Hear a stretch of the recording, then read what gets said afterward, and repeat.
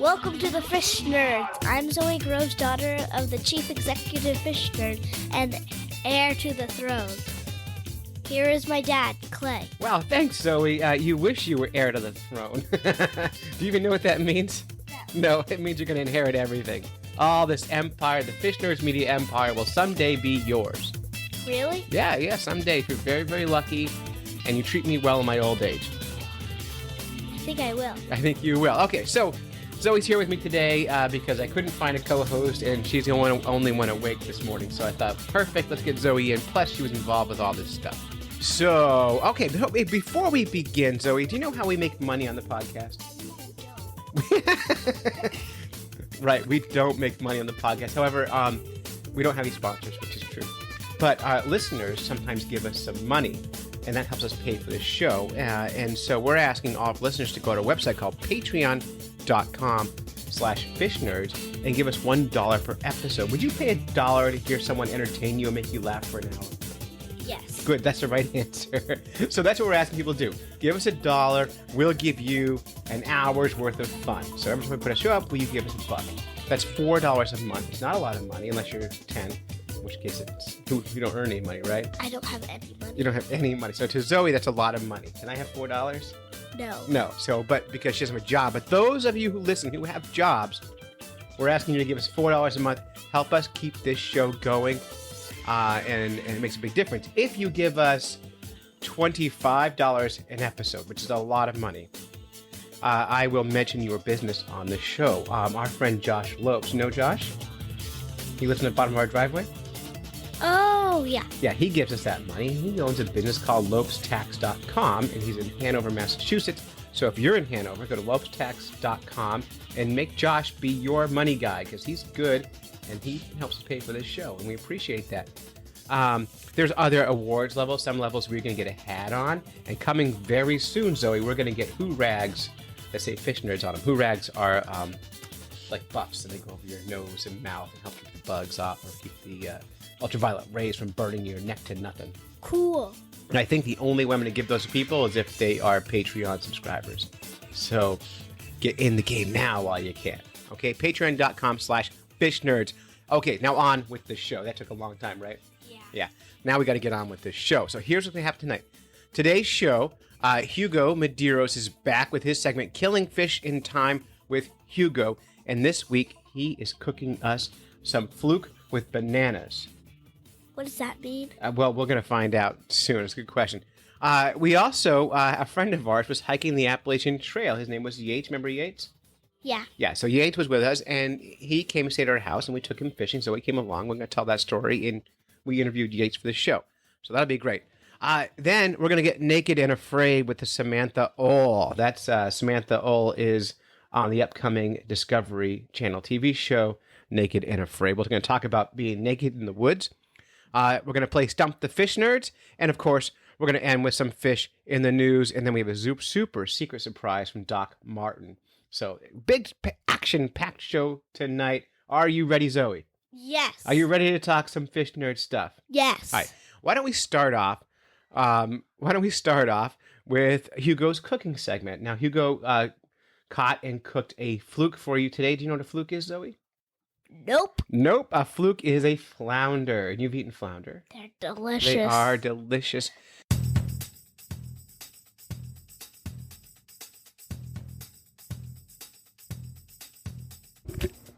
Hey folks, cooking correspondent for the Fish Nerds, Hugo Medeiros here, checking in mid-July here in New England and Massachusetts. Checking in real quick, giving you guys an update and a quick recipe. I've been having an awesome summer. I've been out more times than ever on my kayak out in the ocean. Been catching stuff, been having lots of fun, learning things from great fishermen that we're friends with in our community, and cooking and eating lots of amazing food. The one I'm going to do tonight, I'm cooking right now, actually, is a fluke. So the fluke here in the summer is a fun time. A buddy of mine helped me, give me some tips and things, and I landed my first fluke in a kayak out by myself outside of Rhode Island. and it was awesome. So I've already eaten. I can't even count how many times I've eaten fluke this year, but it's been a blast. I'm loving this stuff. Absolutely love the summer here in New England. And what else did we catch? A real weird one. Just the other day, I caught triggerfish, which is weird because I believe they don't come up until later in the year normally, like September, because they like the warm water. So typically, from what I've been told, they stay down south, and it was weird, but it was amazing. I got into a school of them. There was just hundreds and hundreds of them. It was insane. It was like catching freshwater sunfish with a worm. It was just every single drop. You'd get them. The problem is I had big hooks, and they have tiny mouths, and they're famous for being bait thieves. So that was interesting. And but yeah, that was awesome. I don't know, I must have brought home like 8 of those things, and they are awesome to eat. I mean, to me, black sea bass is one of the best ones, and people who, fish the New England here will tell you, a lot of people will tell you that's their favorite fish. This trigger, I don't know, these trigger fish, I had just the other day, I wake up early, so I wake up at like 3:30. The other day, I had cooked 3 triggerfish meals before 8 a.m., before work. So, yeah, I'm having a blast, guys. Yeah, so this is a cool one I wanted to let you guys know about fluke. So I was reading about fluke in one of my favorite books in the world. So this is called The Encyclopedia of Fish Cookery by A.J. McLane. That's McClane, The Encyclopedia of Fish Cookery. This is one of the greatest books in the world. Thanks so much to our fishing friend and good buddy Carl Misuraka, who turned me on to this. I think I got this on Amazon for like $3. So what it is, it will tell you about every species of fish in the world, the scientific information. It also will tell you about cooking. So it's a hardbound book. It's got full color photographs. It's amazing. It's so thorough. I can't believe it. So you have the science, you have the cooking, you have the history and politics and all sorts of anecdotes and funny stories and humor. So the section on fluke is, it's just awesome. So it starts out talking about this guy. What was his name? I think I'd have to look it up. I think it was Vattel. But he was he was the person who was responsible for organizing big banquet dinners for Louis XIV, the Sun King back in France. And what happened was he was organizing this huge fancy dinner, and the fluke was at the center of the meal of the evening, and the fluke did not show up on time for dinner. So he was so distraught, he killed himself. So imagine that. Someone that's really, really into fluke. So and the thing I was reading here is they said the wonderful thing about it is it's such a neutral, mild, wonderful flavor that you can pair it with anything, and it pairs good with fruit. So, which is amazing. Like, typically I'd never, ever liked sweets that much, or especially like any fruits and things in my savory meals.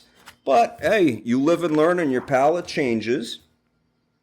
And I am going to try this. All right.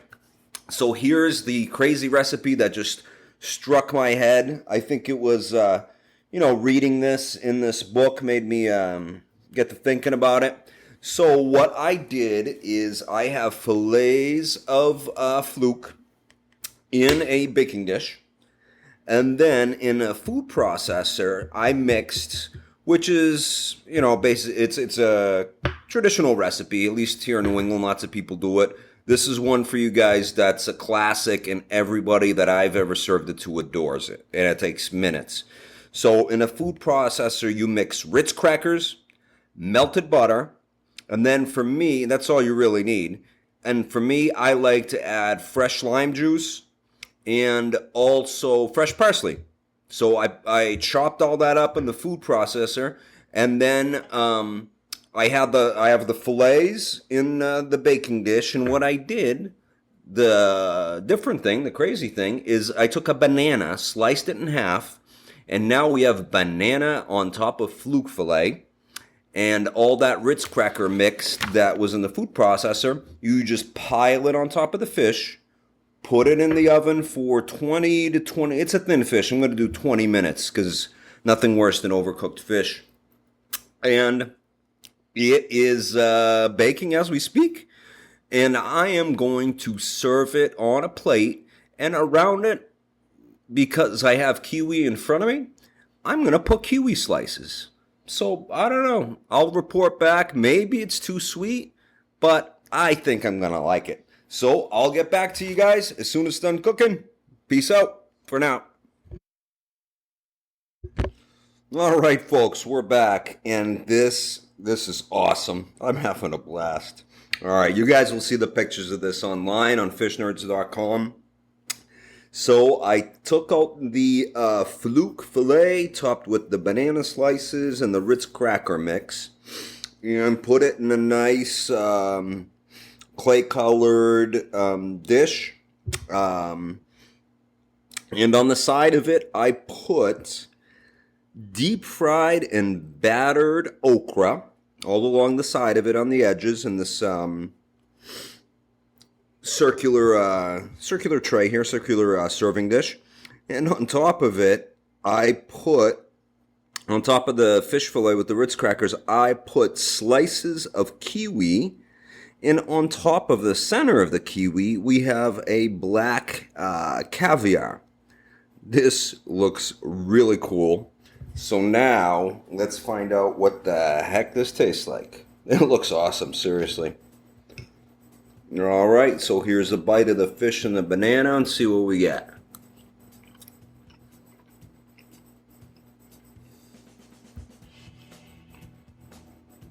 Oh, that works. Oh, that's wicked cool. Nice textures.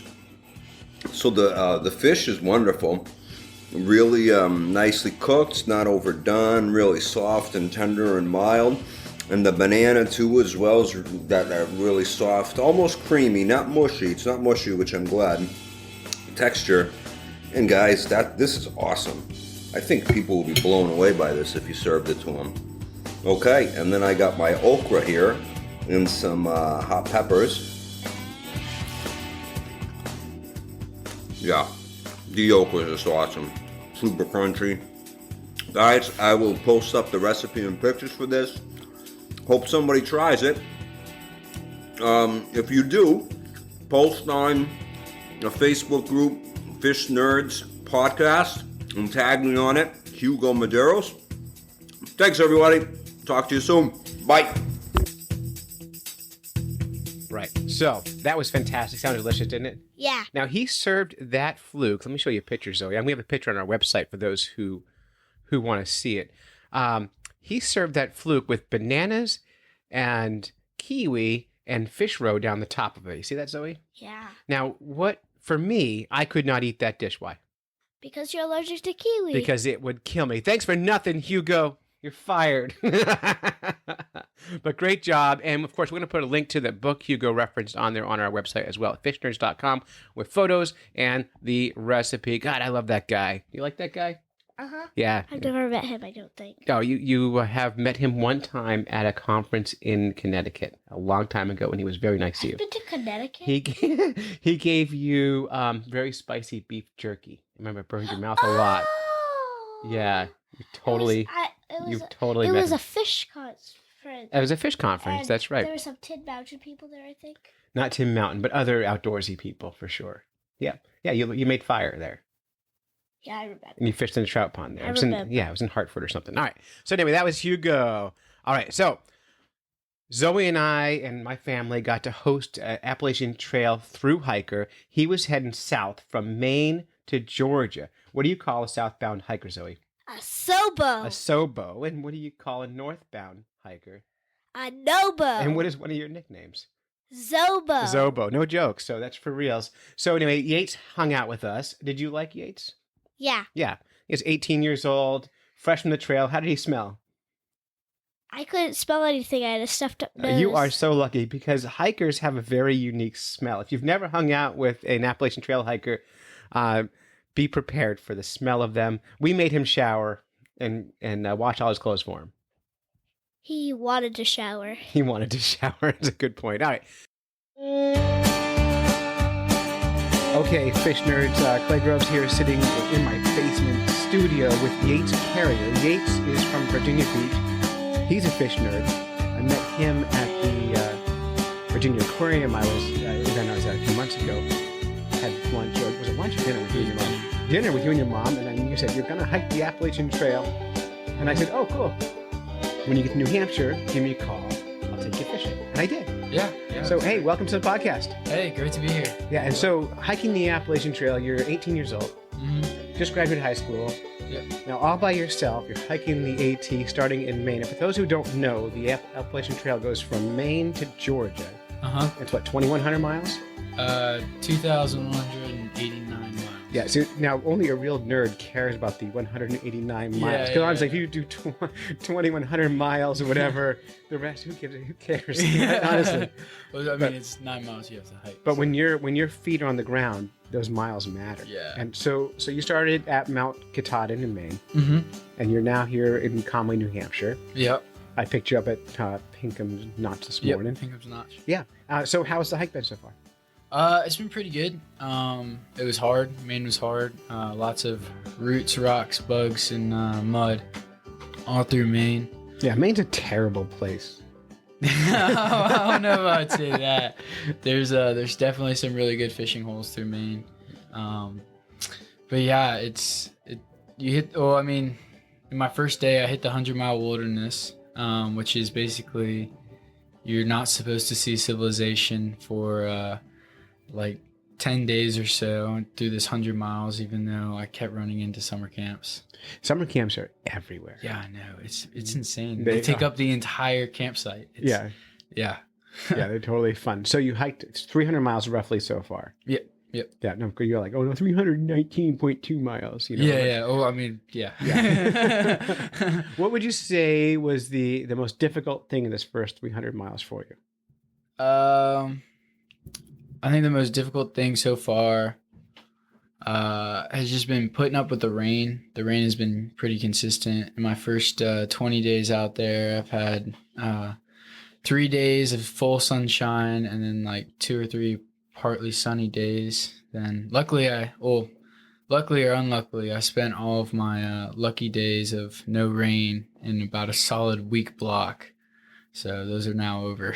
Those are now over. Yeah, and it's funny because this morning we picked you up, and today it looked like it was going to be a rainy Yep. day, and it turned out to be stunningly beautiful. Yeah, it was awesome. You could have summited Mount Washington today very nicely. I could have, but tomorrow's looking good too. Tomorrow's the day. So I picked you up. You've been in Conway with me for almost a whole day. What are your thoughts of our Mount Washington Valley here?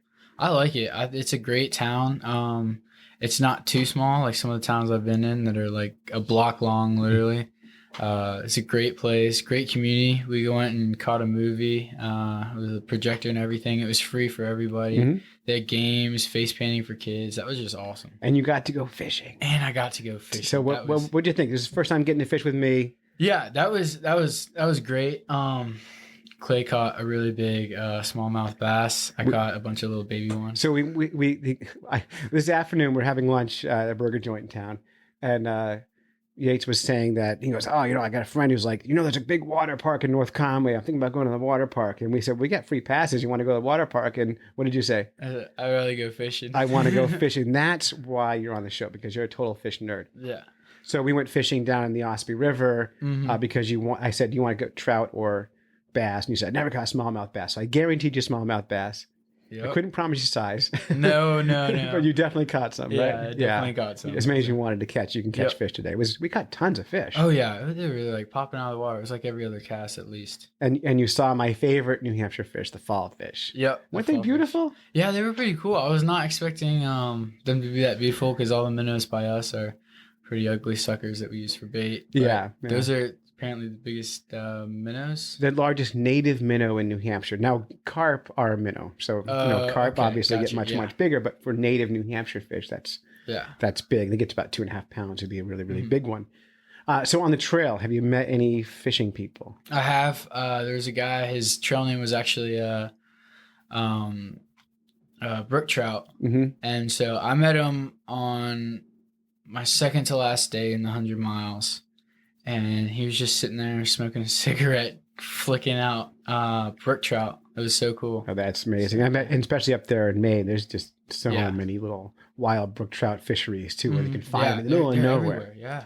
Yeah, I always thought if I had the strength, energy, or will to hike the Appalachian Trail, I would hike it with a tenkara rod in my pocket. Mm-hmm. Have you seen tenkara rods? The bamboo one. They're basically, imagine a collapsible fly rod that gets to about 8 inches long, Uh-huh. weighs practically nothing, and it gets about 9 feet long when it's open, Wow. and it has a 9.5-foot leader material with a fly on the end, no reel.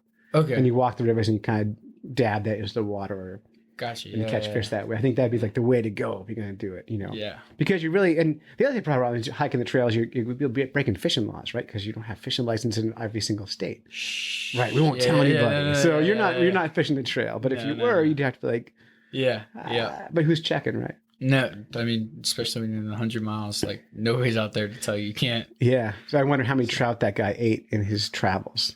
Definitely a lot. I think he said he had like six trout his first 2 days in that he ate, but he caught like a whole bunch more, and that he only had like a couple pounds of food, and was just basically living off of trout was his plan. It's a good plan. You could do that in New England. Mm-hmm. You get some real trouble as you get further south, but Yeah. that's where it goes. What is your trail name? Wounded Knee. Wounded Knee. Now, people who don't know Appalachian trail hikers, is everyone gets a trail name, but you don't pick your own name. How did you get Wounded Knee? So it's kind of like a call sign in the military. You get stuff for doing either a stupid thing you did. Mm-hmm. So what was your stupid thing? My first 3 days, the morning of my third day through hiking, I slipped on a root and my knee went out and hit a rock and I got stitches. So I got really lucky. I was close to White Landing Hostel, great people over there, and so I hiked the 14 miles over there and While bleeding. So sharks were trailing behind you. Yeah. The coyotes were coming in. The mountain sea sharks. Yeah, they'll get you every time. But you got to the hospital, you got your stitches, Yep. and you got back on the trail. How much time did you lose? I lost about a day. A day. So. That's not terrible. No, it's not. So. Yeah, and they're calling you a Sobo, and the people who hate are the Nobos. Yeah, no, everybody's pretty cool on the trail, but there is a little bit of a rivalry. There's this kind of pretend, because you only see each one once. Yeah, Right, that's not like a real rival. Like, hey, I see you, Nobo, again. You're dead meat. Because you're passing each other the other direction. It's not like they're circling around each other. You like almost never see that person again. And I imagine as a Sobo, there's like none of you, and there's hundreds of Nobos. Yeah, there's tons of them. And so I can see how like the other guys bringing the traffic in, and they're the ones crowding the trails, and they're all in good moods because they're almost done, and you're just starting, and so you're pissed off. And well, I'm not. It's not so much that you're pissed off at starting; as you're pissed off that you're in Maine and that it's been raining on you for so long. And Maine's a beautiful state. Don't get me wrong, but it kicks your butt. It's like the biggest Sour Patch Kid you've ever had. oh god, It's like sour to you getting up to the top of that mountain, and then it's so sweet to you when you get that like 360 view of the entire just wilderness. It's amazing. Yeah, it's a beautiful state. The mosquitoes this year, A state bird. The state bird. I've never seen mosquitoes like we have this year. Oh, they're It's out of ridiculous. control. Yeah. Ridiculous. Yeah. So the biggest problem in the 100 is that I'd say about the first 50 miles of it, maybe 60 miles of it, you're at like 400 to 600 foot with a couple little bumps in there, and it's all bog, all mud, all marshy, and it's You're just wet for days, and the weather's been terrible. But you signed up, and you're doing it right, which is amazing. That you've gone 300 miles. You've only got a million more to go. Yeah. Yeah, it's funny. We've driven you more miles today than you've walked in week and a half, right? It's just like all over the place. Yeah, but we got you good meals. Yeah, it was got you a great. good time. It's super good to have you over here, and Thank you for having me. and anytime. And we're hoping to, as you get through the trail, we want to be able to follow along with you. Can people who are following the Fish Nerd Nation on Instagram, how can they follow you on Instagram to see how you're doing? I have an Instagram account. It's called Kook in the Woods. It's a KOOK. Yeah. In the woods. In the woods, and it's underscore in between each word. So kook _ in _ the _ woods. No underscore. No underscore. That's impossible to memorize. We'll put a link up on fishnerds.com. Okay. Cool. And if you follow the Fish Nerds on Instagram, we'll putting pictures up tagging Kook in the Woods. And if you tag up the Fish Nerds as you hike, yeah, definitely. People can follow along with that and see how you're doing and check in with you. And, your mom follows you there. So anyone who comments, your mom will be like, "Oh, thanks for looking out for my son." Yeah, she I'm likes so that a worried lot. about him. Yeah. She mailed you a care package to my house. It must have weighed 25 pounds. It was not that much. It was 25 pounds of like pure sugar, just this box of candy and like. You were loving that yesterday. I had a whole pound of Sour Patch Kids for lunch. Oh my God, that's the worst, the worst, like terrible food I've ever heard. So.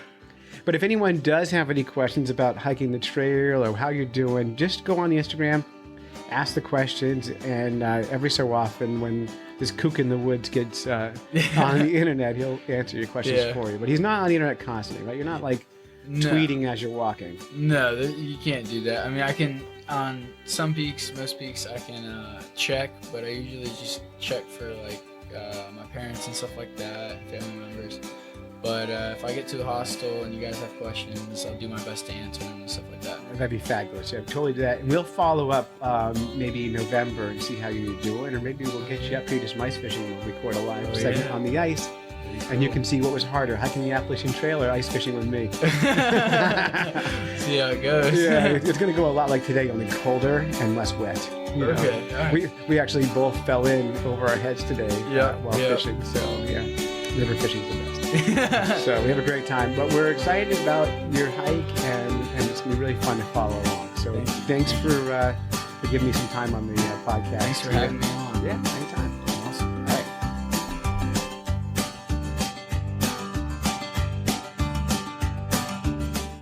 All right. And Zoe and I went fishing with Yates. How was that? What'd you think? Awesome. Yeah, where did we go? Secret place I can't tell you. That's the right answer. We do not divulge our fishing spots. It was a river, and it was full of fish. And you caught some fish? What'd you catch? I caught smallmouth bass and a lot of fall fish. A lot of fall fish. One of our favorite fishes, right? Yeah. And have I ever eaten them? You have. You had a falafel fall fish, and you've had fall fish cakes as well. So you have eaten them. They are delicious. I also recommend if you catch a big one while you're dealing with it, cut the cheek out and eat the cheeks. They're very, very good. Yummy. Yummy. Have you, and we fell in the river while we were fishing there. We did a lot of swimming. I swam a lot. I swam a lot. You swam a lot, and that was totally fun. So we had a great time with Yates, and we hope he comes back to come ice fishing this winter with us. Definitely. Definitely. All right, Zoe, let me ask you a question. Have you ever been afraid? Yeah. Yeah. Have you ever been naked and afraid? Only if it involves seeing Hello Kitty somewhere in my bedroom. Yeah, being naked around Hello Kitty is scary. Would you, if you were not paid any money at all, if someone said to you, "Hey Zoe, I'm going to fly you somewhere you've never been, in a mountain somewhere, maybe in Europe or something, and I'm going to put you in the woods naked with some guy you never met before for 21 days, and you guys have to survive in the woods," would you do it? Possibly. Possibly, yeah. I would not. I would not do it. The whole thing doesn't make any sense to me at all. But our friend Samantha Ohl thinks it's a great idea. And so she called over Skype into the show to tell us all about her adventures of being naked and afraid on the Discovery Channel. So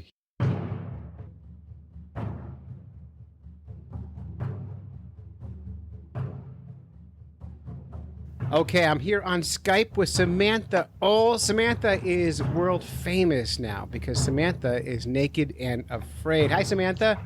Hi, how are you? Good. So I got in contact with you because our friend Phil Belcher from Trapper Tackle said, "Hey, Clay, you got to talk to Samantha." So here we are, and I Googled you, and you're going to be on Naked and Afraid, or you've already done the filming, right? Correct. I've already done the filming, and now it's going to be airing. Which is exciting. Now, I don't have cable, so I don't get to watch Naked and Afraid, and I say it's on Amazon, but I didn't actually. I've never seen the show before. So first You of all, can actually watch it on Discovery Discovery website too once it comes on. So. oh, good. That's good to know. And so, what is Naked and Afraid? Let's get people caught up to what we're talking about. Okay, so Naked and Afraid is a survival show where two total strangers meet, and they are only allowed one item each, and you have to survive for 21 days. With one item. With one item each. Both of you have one, and the key is to survive together. And the twist of it is you're naked. That's a twist. You're meeting a total stranger. You have no idea who you're going to meet, and the other twist is you don't know where you're going. Wow, and that is really spooky, right? First of all, being naked is terrible. So for a never nude like me, I the whole thing makes me uneasy. Now, my one thing would be pants. If I was doing pants. Yeah. What? Now you can't tell us too much about this actual episode because it hasn't aired yet. Is that correct?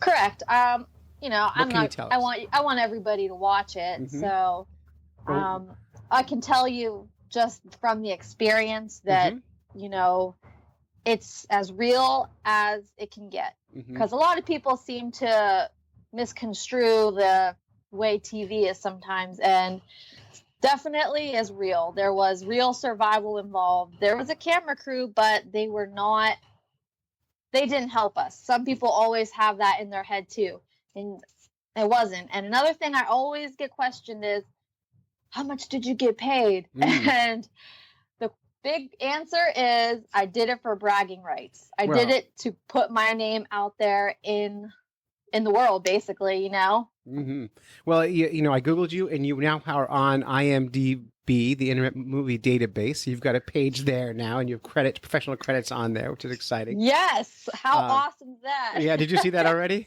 Yeah. Which is totally cool. And you definitely got to get the bragging rights. I mean, you were 21 days in the forest or wherever? Yes.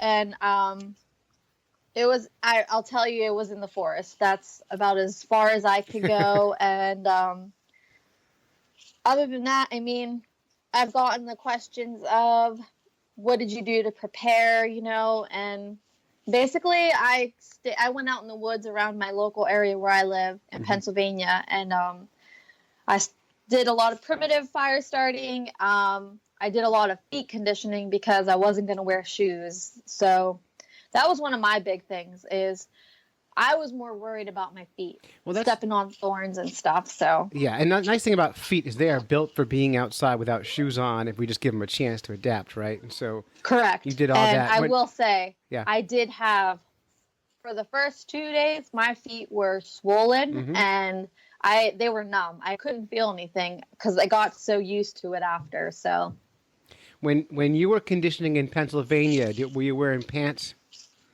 Yeah, I did. The most naked I ever got in Pennsylvania in the woods was just in my bathing suit. Yeah. But this isn't strange to you because you're from the military, right? So for you, correct, like surviving and being tough, that's kind of what you already are good at. Yes, and that's kind of why I wanted to do it. I'm always looking for a good challenge, and I'm looking to always find something new and exciting to do in life. So I found the opportunity and I took it. Now, did Naked and Afraid find you, or did you find them? They found me. Wow. They found me through my social media, and a couple of my hunting photos, they were like, I think a couple hunting and fishing photos. Yeah, they were impressed and were like, you should apply. And at first I was very hesitant. I did not know, and I'm like, is this a joke? And then I click on the link and I'm like, holy crap. I'm like, this is Naked and Afraid. That's for real. Now, Yeah, it was. Now, I read a couple other articles that, I read one interview with you and it said your husband was supportive of this. Was he immediately supportive? Hey, husband, I'm going to be naked on TV. Or was he like at first like, maybe you ought to think about that? No, he was. It took me about a couple weeks to talk him into it. And then he finally, once we sat down and talked like a lot more, it was, all right, I support you, let's go ahead and do this. Because he knows that at the end of this, me and my husband want to be successful in the outdoor world. Oh. So, and I felt like this was a great opportunity to put our last name and our name out there, Yeah, and it gets you on the map for sure. And yes, being naked is a good way to get noticed. That the surviving part for me, like I've taught survival classes and stuff like that. I've done all the survivor stuff. The being naked for me would be the only part I would have trouble with because it was hard. yeah, it's just the awkward conversation. Like the first time you meet someone, you're like, oh, I see your Yes. junk, dude. Like, what am I gonna say? Oh here? yeah, it was it was awkward for the first 3 days, and then I always tell people, so I've gotten criticized, and then I'm like, listen, you got to look back to your ancestors. Mhm. Like, how did they start, and where did they start in civilization? Mine wore pants. That's my family's from Malaysia, so we're from a fishing, like a village, and we're a big fishing family, so it's it was I'm not saying it was like easy, but it was hard. And especially coming from where I was, like my family comes from, it was kind of difficult. But everybody became very supportive. So and after a while, you get kind of like, okay, we're naked, and that becomes no longer a novelty. It becomes just what you are, right? Like no, you'd wake up every day, and it was just like, hey, it's normal, and it's not like there is nothing sexual about being dirty and naked. Not to you at all. No, disgusting. Not to me, at least, but yes, it was nothing at all. When your partner has ticks and stuff, that's not cute. So no, not cute. No, I've been to a nude beach once on accident. I probably would never go to one. I didn't mean to. I went on vacation in New Jersey to a place I used to live, and it used to be a nice private beach you can sneak onto, and it was still a private beach you could sneak onto, but I snuck onto it, and it was like, just a full-on gay nude beach. And it was the most uncomfortable beach experience I've ever had. And I support everyone being naked wherever they want to. For me, I'm like, I don't know what to do. I'm like getting out of here. Time to go. And I hustled out of there. So was it weird for you being naked and having the camera crew like always there too? Because then you're being watched the whole time. That for me would be. Yes, it was at first because when I went into this, I went in challenging the fact that I wanted to become comfortable with my body and who I am, and that took a lot of guts for me to get over. But I came back and I'm comfortable with who I am now. Like I'm not ashamed of anything about myself. Well, like my mommy. Yeah, I have 4 kids, 4? And yes, I have 4. You're just crazy then. Yeah, I'm very, very crazy. Phil will tell you I'm crazy. Yeah, for sure. Well, having 4. Well, Phil's got like 19 kids now, so he's in the same boat you are. Yes, we have crazy families. You really do. And so let's talk a little about fishing because this is a fishing podcast. First of all, when's the show airing? When can our fans listen to the show or watch the show? You can catch the show on Discovery Channel August 13th at 10 p.m. And then after that, it'll be on Discovery. Yep, and then we'll after that, it'll be on Discovery. If you don't have cable, it's going to be on Discovery Channel's website, and you'll be able to watch it there. And then after that, they're going to replay it a lot on Discovery Channel on Sundays. Yeah, so. I'm sure that's a very popular show. All right, yes. So let's get into some fish talk here because you are a fisher person and a hunter person, right? Yes. All right, and you live in Pennsylvania. Yes, Pennsylvania. Yeehaw, coal country. First of all, let's talk about fishing. You've been fishing your whole life? Yes, I have. I started with my dad, very small, the normal worms and all that, and the bobber. And then when we lived in Malaysia, we did the net casting, and then I'd always go out with my dad to put nets out to catch fish to sell in town. So, yep. Oh, so you actually worked as a fishmonger in Malaysia. Basically, I followed my dad. My dad always took me with him to do it. So I was always watching him and learning. And honestly, I learned to fish in Malaysia when we didn't, I lived in the village. We couldn't afford poles. I fished from a Coke bottle. Oh, I've done that kind of fishing. Yeah. It's effective. It's effective. It's when you take for people who don't know, it's when you take a Coke bottle, you wrap a bunch of yards of fishing line around it, and then you kind of use that as your reel. There's no rod, and you whip that hook and bait out in the river, and then you hand reel it in, right? Correct. Yeah, and the bottle is just a spool to hold on all the line. Yep. They actually make a product now. I forget what it's called, but basically it's a water bottle that in the bottom you unscrew it. It has fishing line, weights, and a hook in it, and you just tie it to that water bottle. So you always have. Really? Yeah, I can't recall the company who makes it, but it's a real thing you can buy, or you can just use a recycled Coke bottle. That's pretty neat. Yeah, it's pretty great. So that's an interesting way to fish. Now Malaysia, I don't even care about Pennsylvania anymore. Malaysia, what are the fish you have in Malaysia? Oh, we have ample amount of catfish. And you have some unique catfish, not like the brown bullheads in Pennsylvania, right? You have. No, we don't. And then we have stingrays. Let's see what else. We have a sea bass. I lived in the China Sea, so we had some sea bass. We had a lot of what we have here, but saltwater version. But I will say, and we have snakeheads. A lot of people love to catch those snakeheads and peacock bass. Oh, I would two fish I would love to catch are snakeheads. Yes, I've caught bass. I've caught bowfin here in Pennsylvania, but now I want to catch I never caught a snakehead, so I know I could go to Florida and do it, but that gives me a reason to go back home. So it's a good reason. So now in Pennsylvania, you're fishing all the time. You've got all kinds of sponsorship now. You got Trapper Tackle hat on right now. So yes, Trapper Tackle. Are you a pro staff for Phil? I am. Yes, I am a pro staff for. I am a team leader for Trapper Tackle. Better get it right. You're a team leader now. You got the keys to the store. Yeah, team leader. Yeah. For those who don't know, Trapper Tackle, they make those hooks that have a square cutout in the bottom of them, and it's supposed to be a better way to hook fish. Is that correct? Correct. And I tell you what, I took the new one, the trebles, out on a bomber down on Shenango River here. I had about 13 smallmouth on, and I didn't lose a single one. That's pretty great. Now, I've never actually used. Phil keeps threatening to send me some hooks, and he's never sent me any yet. So one day I'm going to test these things out. Yes, you got to, because the hookup ratio is amazing. So higher than the traditional hook, is that? Yes. Yeah. And then I also belong to a kayak anglers chapter, and it's Western Pennsylvania kayak anglers.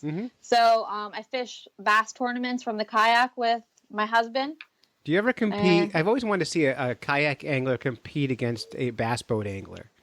On the same, I've never done that. In the same tournament. I don't even know if it's allowed, because you see it's such a very different tournament, right? There's big bass boats with the 300 horsepower Johnson on them, and they fly across all the fish to their fishing spots. And I think that the kayak is at a better advantage, though. Well, I would say. Do you think most of these guys are driving past the fish you're going to catch? Oh, yeah. When we've been on the lakes, there's been boats. They've been fishing right where we are, but we have the kayak and we get to go right up in to the bank or right inside by the trees. So I mean, I've caught some decent fish, especially on when there's lily pads. Oh yeah, and you get to take the kayak out there, man. That's pretty awesome too. I would love to see it. So you ever do it? You ever challenge a bass boat in a tournament? I would love that. That's that awesome. To be a thing. So get those guys' egos under check, because their boat is all. I think all a big bass boat is a big pile of ego, right? So they hate seeing us on the water during tournaments too sometimes, because they got to slow down. Yeah, we're either in their way or we're in their spots by the bank. You could tell they don't like us around sometimes, but oh well. I think every kind of fisher is a snob about their sport, about the way they do it. So. Oh God, I know. Is there any is there any kind of fishing you don't or won't do? No, there's nothing I would not. I even do bow fishing. There's nothing that I would not try. have attempted, and I do catch steelhead on the fly rod Oh. during during the winter time up here. Are you in spay Erie. casting or are you just regular fly rod? Regular fly rod. Wow, I've never done that Yep. either. So we don't have in New Hampshire. We don't have steelhead. We have rainbow trout, which are the same fish, but steelhead is a big. Oh man, it is fun. It's amazing, and I do ice fish too. I love ice fishing, but we haven't had a good season here for like 2 years. So Well, you're in luck. I'm an ice fishing guide. That's my winter job. I guide, Awesome. but only through the ice. I don't guide in the summertime. So if you're ever in New Hampshire, I will take you and your family out ice fishing if you ever want to go. So you're totally invited. But That's you got to bring awesome. me some hooks because Phil's failing you big time by not getting me on those hooks. Oh, definitely. Yeah. We'll see if they I work have well under plenty of tip them, ups. yeah. Yeah, for sure. All right, so we only have about a minute left here. Okay. Best fish you ever caught? Best fish I ever caught was a lake trout. It's Mm-hmm. downstairs hanging on my wall. Must smell It bad. was up at Lake Erie. I caught it. Yeah, and worst fish you've ever eaten? Worst fish. You know what? I don't have a worst fish. I Oh. like any kind of fish. I'm not really picky. All right, hang out with me. I'll get you on some terrible tasting fish sometime. and I'm not really picky with fish. and can people who like what you do follow you on social media? You have a Twitter, Instagram. Where do people find you if they want to Yes. contact you? You can find me on Instagram, and my Instagram is Samantha_Ohl, OHL. Cool. And also you can find me on Facebook. Just go ahead and search Samantha Ohl and you'll find me. And also I'm on me and my husband's website. It's www.keystone-outdoors.com. KeystoneOutdoors.com. What I will do is I will put all these links in the show notes. Would you hike the Appalachian Trail naked? If it was a good promotional thing for you. Yeah. Yeah, you I do would. that? I'd do anything. I still wouldn't do it.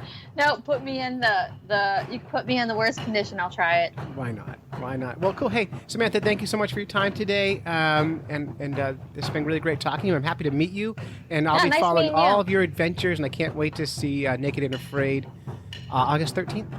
August 13th, August- 10 p.m. on Discovery Channel. Past my bedtime, but we'll watch the day after on Discovery.com. All right. Thanks, Samantha. All right. Thank you so much. All Take right. care.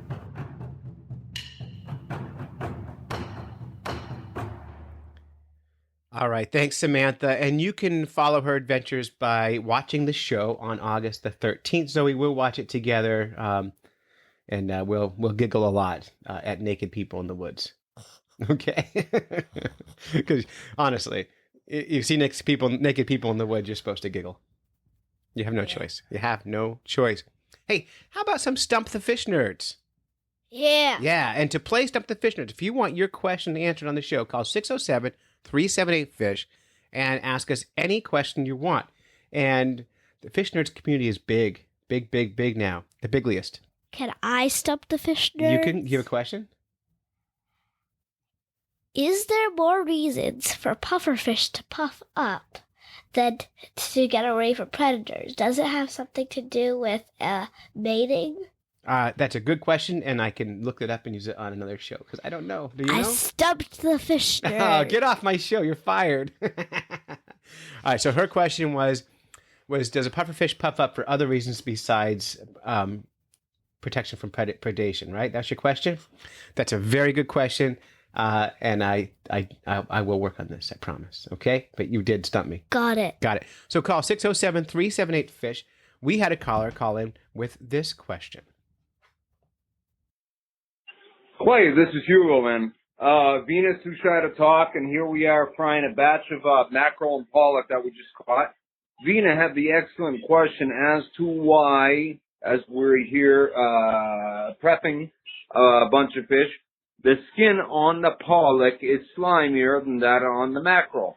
So on mackerel, we know they have the tiny scales, and she asked why their skin is different. I don't have the answer to that. Maybe the doc does. Just curious. Thanks, bud. Talk to you soon. And to recap, that question was, why do some fish have more slime than others? For example, If you're cleaning a Fall fish. fall fish, they're not as slimy as like an eel. Or if in this example, he had a pollock or a haddock versus a mackerel. One was slimier than the others. And his question was, why do they have varying amounts of slime? So do you know why fish have slime? To be more slippery so they can get away from predators. So that is one reason. So I went to a natural history website called loino.edu, and I asked them that question, and they said, this is in the Delta Journal, they said, if you caught fish, you know they are very slimy, and virtually every species is, but why? And here's why. Slime is a result of glycol proteins that are produced in the blah, blah, blah, blah, blah, blah. Who cares? But the obvious function of slime, I paraphrase, sorry. One of the obvious functions of slime is that it reduces drag by coating the irregular surface of the scales, thus enabling fish to slip easily through their environment. So slime makes them move faster because it smooths down their scales, right?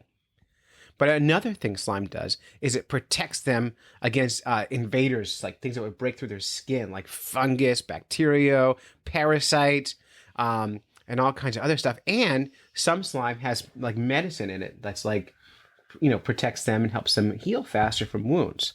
So slime's really important to fish, right? Awesome. It is awesome, and it's kind of gross. Medical research are working feverishly to isolate slime's active ingredients to attempt to find applications for human infections. Maybe we can have slime humans, like, oh, I got cut, I'm going to slime over my cut, Does that sound good? Next time you get cut, I'm going to rub fish all over you. Yeah. Yeah, delicious. Another important function of slime is that it aids the balance of electrolytes by forming a two-way selective surface that maintains livable osmorgulatory filter. I don't even know what that means. Do you know what that means? Never even heard the word. Never even heard. The other thing is fish exchange gases through their skin. They can get oxygen, nitrogen, other things through their skin, right? And the slime helps decide what comes in and what goes out. Cool. Yeah. So some fish use slime to create nests for their young. Others secrete copious amounts of protein-rich slime as food for their offspring, almost like milk for babies. So they'll slime out and the babies will lick the slime off. And some fish slimes contain toxins that immobilize their prey or give them protection from predators. So these are all different reasons. Now, why do some fish have more slime than others? What do you think? Now that you know some stuff. Probably because some fish don't need to go as fast. Mm-hmm. Good. Like a flounder, they hide on the bottom, so they don't need to go very fast because they hide. Sure. So maybe they don't need as much slime, or maybe they need more slime, right? Because some fish on the bottom have to burrow in the mud. If you're burrowing down the mud, you want to have a thick coating of slime on you to keep that mud from like penetrating your skin or parasites from getting it. But like maybe they have a thicker layer of scale. Maybe they have a thicker layer of scale. They might have thicker scales. There's a lot of reasons. So if you look at that, I think the amount of slime is like an evolutionary variance. So, because of where you live, you might need more slime because you live in a place that maybe the water has more bacteria in it. Maybe you're at a different level of the water where there's more predation and more things where slime need to be faster, like you said. And if you look at the fish he compared, he was saying mackerel versus fish in the cod family. Mackerel are very fast fish, right? Yes. Yes, and they move through the water really fast, and that slime really helps them a lot. So it makes a big difference. But we'll have to do some more research on this, and maybe some other callers will call in with some more slime research. But if there's individual variation and it matches the environment of the fishes, which means it's the right amount of slime for that species of fish, right? All right, cool. So that's Stump the Fish Nerds. If you want to play Stump the Fish Nerds, call 607-378-FISH. By the way, I also read that some cultures use fish slime as actual glue. Interesting. Isn't that cool? Yeah, so we should maybe give that a shot sometime. 607-378-FISH. News, fish in the news. Everybody loves their fish in the news. Do you like Fish in the News? I love Fish in the News. I love Fish in the News too. And how do you like our new theme song? It's awesome. Yeah, news, fish in the news. Everybody loves their fish in the news. Perfect. All right, this is from, now our friend Olaf sent these news stories into us. And the first one is, you're going to love this one. It's from sciencemag.org. Sciencemag.org. And listen to the headline of this one, Zoe. Fish communicate through urine. Is urine poo? Not poo. Spawn. Not spawn. Waste. There's number 1 and there's number 2. Urine is number 1. 1. Right. So through their spawn. That's even grosser. All right. Some of the signals animals use to communicate are obvious. Birds sing, lions roar, but there's a whole category of signals in the natural world that humans rarely notice. Researchers have found that one species of cichlid uses urine to send chemical signals to rivals during their aggressive displays. Now, can you think of other animals who communicate through urine?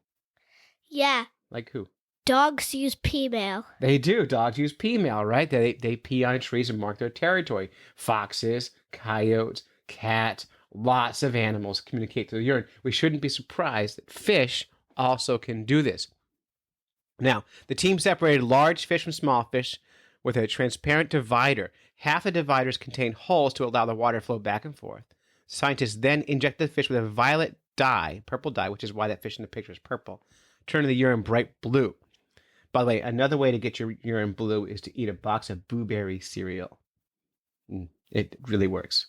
Blueberry cereal? It's called blueberry cereal. Blueberries. It's got a little ghost on it. And when I first moved to New Hampshire a long time ago, when I was 18 or 19, New Jersey, it was illegal to sell blue dye of that color, but in New Hampshire you could. So I bought like 5 boxes, and for a week, all I ate was blueberry cereal.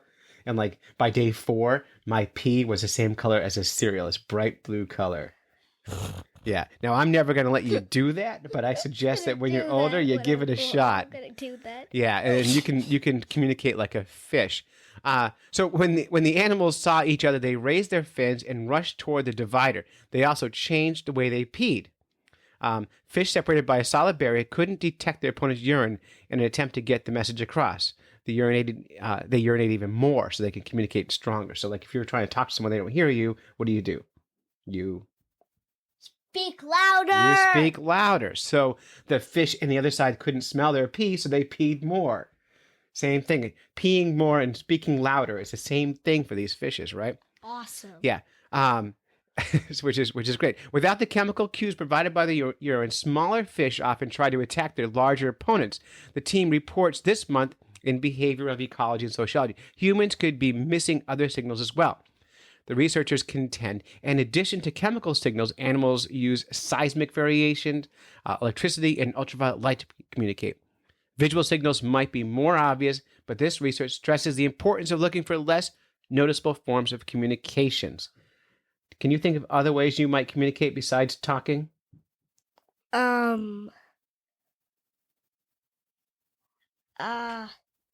Body language. Body language, yeah, and fish totally use some body language to communicate. All right, that was very good news. We got one more, Zoe.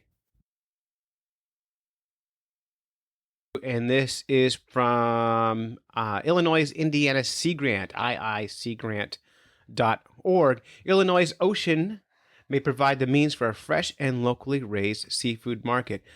Do you know where Illinois is? If you were on a map.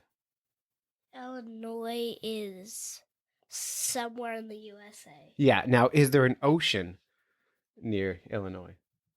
No. No, there's no ocean. Illinois is near the Great Lakes, right?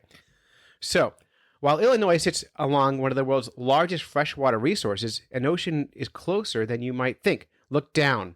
About 540 million years ago, the state was situated at the equator and was the site of an ancient sea. As land shifted over time, this salt water became trapped in aquifers that still exist underground today. Illinois' Indiana Sea Grant funded researchers thinking outside the box wondered if this buried salt water might play a role in producing seafood in the region. So what they did was they looked underground and said, okay, there used to be an ocean here. Can we create an ocean here for farming fish? Awesome. It sounds awesome. It sounds so cool. It does sound so cool. They're kind of using ancient history to produce delicious seafood. That's the hope, in their right? Area. That's hope. Their study revealed that Illinois may in fact be an environmentally sustainable and economically viable location for production of marine fish. What does environmentally sustainable mean to you? Having a sturdy number. Having sturdy numbers of fish that aren't hurting the environment, right? Yeah. Now, what does economically viable mean? I have no idea. Well, I think this is an important function of sustainability. A lot of people think, okay, we just need to save the environment, right? But they don't think about how does it impact the economics. Economics is money in the marketplace. Can we make money doing good things for the environment? And they're suggesting that by farming fish underground here, they can do that. They can make it both good for the environment and good for your wallet so you can become a bazillionaire and get rich. If you had $1 million, what would you buy? Motorhome. Yeah, a motorhome. All right, good. Why would you buy a motorhome? I want to buy a motorhome. All right, I don't understand you. Okay. Oh, and I want to go to Madagascar. How you drive your motorhome to Madagascar? No, I buy plane tickets. Then your motorhome is sitting here useless. Yeah, but when I come back, I'm gonna use my motorhome because I want to live in my motorhome. I don't understand you. All right, so I don't know how I'm gonna get $1 million. all right, here, listen to this. Currently, the U.S. imports 86% of its seafood. It means most of their seafood's caught somewhere else. That leads to a $10 billion trade deficit. So that's really important to find ways to get local, sustainable seafood. Let me kind of skip ahead here just a second here. Let me edit this point right here. Depending on the source of the saline water, it may come with additional contaminants and need treatment for use in the aquaculture. But does this water provide a suitable environment for raising striped bass? The research measured growth, weight gain, and other characteristics of striped bass grown in pre-treated saline aquifer water. The preliminary study revealed that fish farmers could substitute potable surface water for saline groundwater for the culture of saltwater species like striped bass. Finally, to assess the viability question from all sides, researchers looked at what motivates consumers as they shop for seafood and their willingness to pay for more locally raised fish. They found that when it comes to decisions about purchasing seafood, freshness is key. Consumers are willing to pay $6 more per pound for striped bass produced in the Midwest. So that means if they can find a way to grow these striped bass in the Midwest, which are an ocean fish, in an affordable way, they'll pay more for it, and that's good for the economy. Right now, they prefer to have it shipped from the ocean to there, but by then it's not fresh anymore, right? Yeah. Yeah, so fresh fish costs more money, good for our pockets. So anyway, that was from Illinois Sea Grant. Really interesting study on using ancient groundwater to raise ocean fish in the Midwest. It seems crazy. That's like dinosaur science at its best, Zoe. Yeah. Except no dinosaurs involved. No dinosaurs involved in this one. All right. So that's Fish in the News. News, fish in the news. Everybody loves their fish in the news.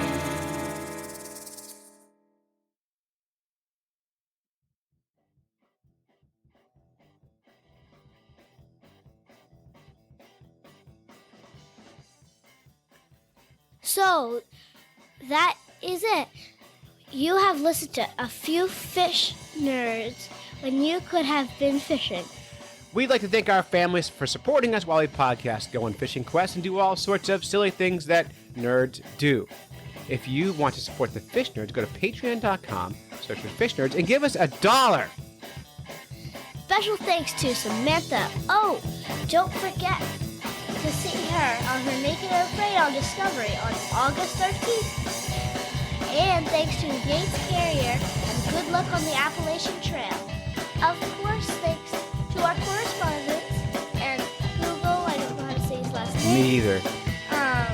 For their great segments. And until next time, follow the code of the Fish Nerds, spawn early and often, Avoid free lunches with strings attached. and swim against the current every chance you get.